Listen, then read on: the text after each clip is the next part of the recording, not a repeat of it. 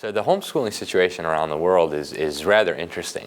In some places you have homeschool freedom under attack, under vicious and ruthless attack. I was in Berlin, Germany a few years ago for the first global home education conference, and it was a tragedy of immense proportions to see what was happening there. You had so many families who had been just assaulted by the government for their decision to homeschool. Adolf Hitler and his National Socialists didn't like home education. They wanted to brainwash all the children, and so they banned it. And it's still illegal in Germany today. So when parents try to educate their own children, which is their God-given right to do, even the United Nations, the Dictators Club recognizes the prior right of parents to provide education to their children.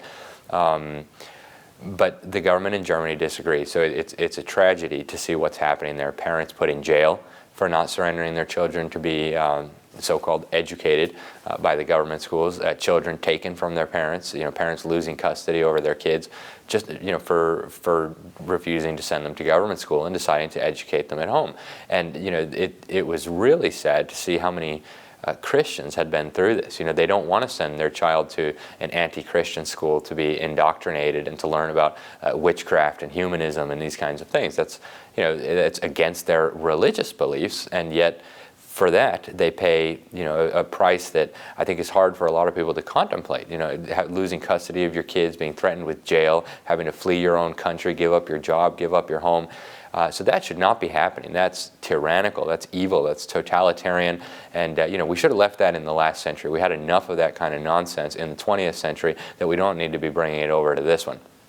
Unfortunately, that's happening in other places as well. You have the Swedish government in 2010 also banned home education. And home education was such a small thing in Sweden. Actually, it was really strange that they even felt the need to do this. There was only maybe 200 kids educated at home. And for that, they caused an international spectacle. And they didn't get a single new kid in the government schools. All the homeschoolers either fled the country or went underground or moved over to Finland or Canada or Norway or whatever so that they could continue home educating. So all that scandal for nothing. We call them school refugees.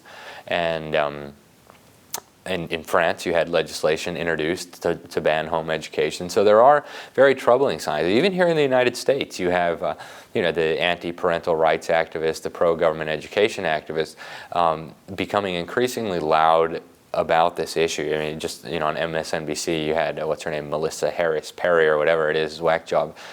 Saying that the children belong to the community and the community is going to run the lives of the children. That's really, really creepy. And it's true that those kinds of sentiments are expanding among people with totalitarian proclivities.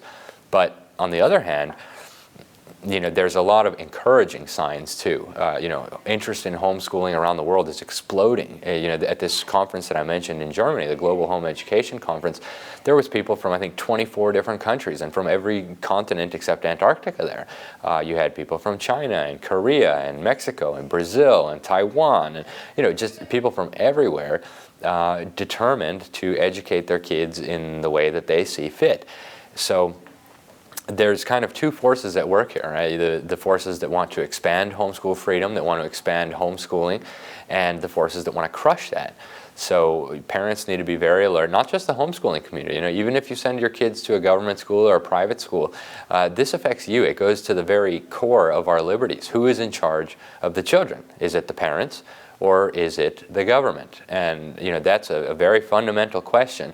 And however society, if you will, decides to answer that question is going to have dramatic implications for all of us.